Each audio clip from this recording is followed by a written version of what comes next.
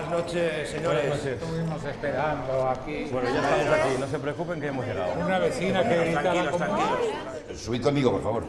Bueno, si yo os dijo que dejáis de grabar, dejad de grabar. Y si os digo que os larguéis, os larguéis. Vale, ¿Estamos? no se preocupe, tenemos los permisos. Parece ser que una vecina mayor ha tenido algún problema, los vecinos han oído gritos. ¡Hostia! Mientras llega la ambulancia, no quiero ver a nadie por aquí. Oye,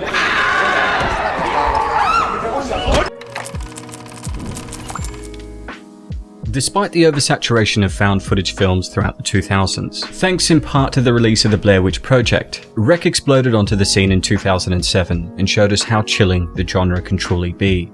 Premiering at the 2007 Venice International Film Festival out of competition, and receiving a few other less prestigious festival nods, REC was given a general release in Spain, but it wasn't seen by the English-speaking world till its 2008 UK release, and its 2009 North American DVD release. Unfortunately, before the film had even landed on North American shores, Hollywood swiftly made an English-language shot-for-shot remake entitled Quarantine, which hit cinemas in 2008, a year before the original cut made its rounds. Hey guys, what's happening? Niyat here with Film Comics Explained, and as requested, today we're unpacking REC to understand why it's such an effective found footage horror film. Señora, estése quieta.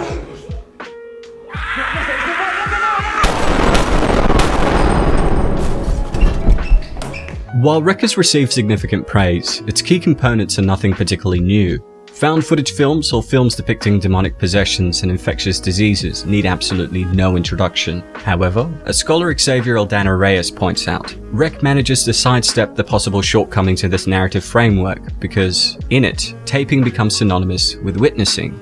Because of this, we find ourselves immersed in its world, consistently having to check ourselves into remembering we're watching a work of fiction. For me, this is due to the crew's excellent management of three factors. Firstly, the film takes on a repertoire style that we're all incredibly familiar with from the news and other media. From the very first moments of the film, we get this in full force. Angela's initial presentation may at first feel a little contrived, but as we witness her flip between her reporter persona and her everyday self, we begin to feel the repertoire style. Bueno, Alex, cuéntanos cómo es una noche normal. Pues una noche normal es bastante rutinaria. Porque, normal. Sí, normal, es normal. Pair this with the various talking head interviews, the handheld long takes, and the ever-increasing frenzy of the camera movement, and we quickly find ourselves being persuaded to believe the footage is real. Of course, this feeling is interrupted with the introduction of demonically possessed zombies, but thanks to the lengthy primer and the relative ambiguity present throughout the plot, the residue to reality remains intrinsically tied to the image throughout REC's runtime. Secondly, people's reactions to the camera feel natural. Algo raro pasa. Algo raro, alguien ha hecho algo. Pero espérame, ¿me dejas a mí hablar? Hombre, pero ¿por qué no puedo decirlo yo? Whether it's the cast glancing into the lens and then in the direction of Pablo operating the camera, or the incessant pleas of the police to turn the camera off, the cast helped to integrate the film's recording equipment into the narrative. This, of course, is a long-standing facet of found footage films, but seeing as REC jettisons the usual camcorder for a professional broadcast camera, the film does an effective job at giving enough attention to the physicality of the camera itself. Thirdly, and because of the previous 2 points, the camera is integrated into the film as its own character. A great example of this is when Jennifer finds the camera sitting on the floor, unattended, and she turns it on while poking at the lens.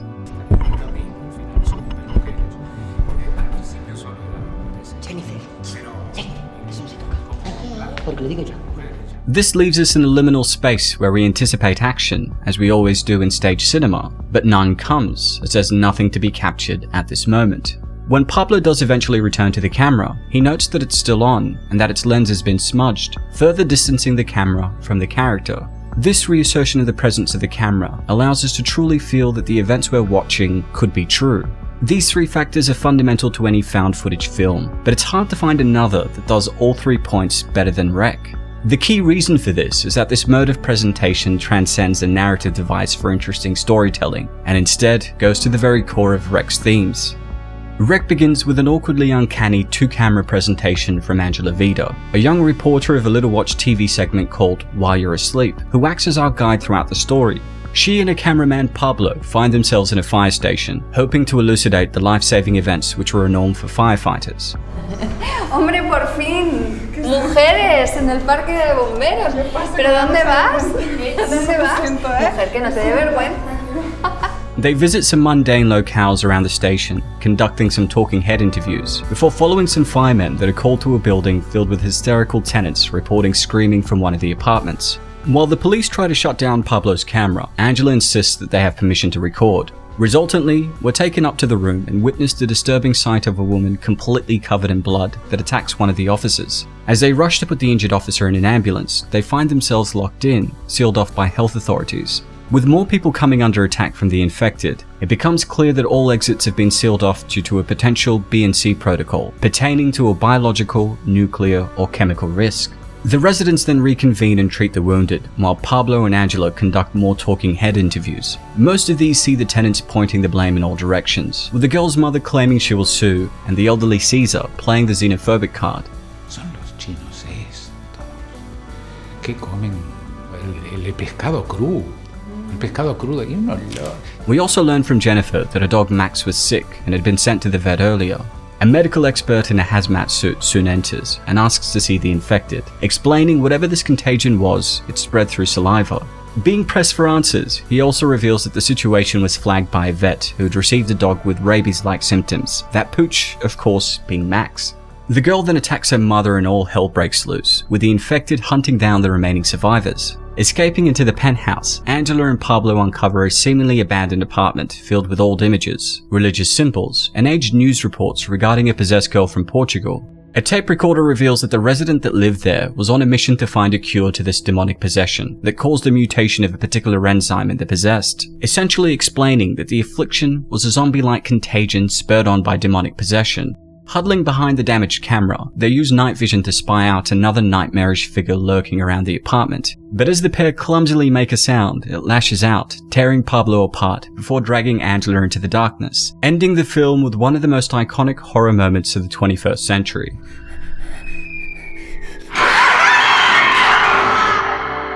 The film ends with a non-diegetic line of dialogue from Angela. Pablo, grábalo todo.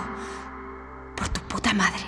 But this isn't the first time we've heard this sentiment. In fact, every time the pair have been barked at to turn off their camera, Angela has militantly insisted that they need to continue reporting to show the world. Their insistence on recording results in us, the viewer of the footage, seeing things that those in charge would want to keep hidden, whether that be as overt as the existence of the possessed zombies, or as covert as the xenophobia exhibited by Caesar. This recalls the endless cases in modern history where the recorded image has been used to incriminate and/or protect individuals, whether it be through real-world reportage, dash cams, or static CCTV cameras.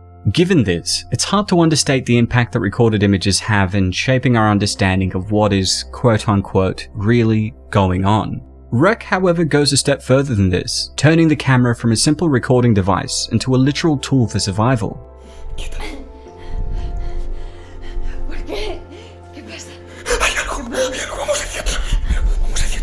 But, of course, you can't always believe what you see in recordings. You might want to find something a little stronger, Warden. What is your problem? This argument comes in two key forms. Most obviously, recordings can be tampered with to distort the truth of what is shown, but more delicately, recordings also only capture a portion of reality. This portion of reality can be restricted either by runtime or the limitations of the camera's frame, but both leave us with the question, how can we trust what we see? Funnily enough, this is exactly the question Angela is trying to push against by forcing Pablo to keep recording. Her hope is to reveal the truth, but as scholar Reyes points out, the camera's reintegration into the narrative thereon lies on its capacity to reveal the truth of what is happening, and thus becomes a form of counter-narrative to the official version of events. In other words, Pablo's recordings provide us with a series of events which are only able to reveal a partial truth.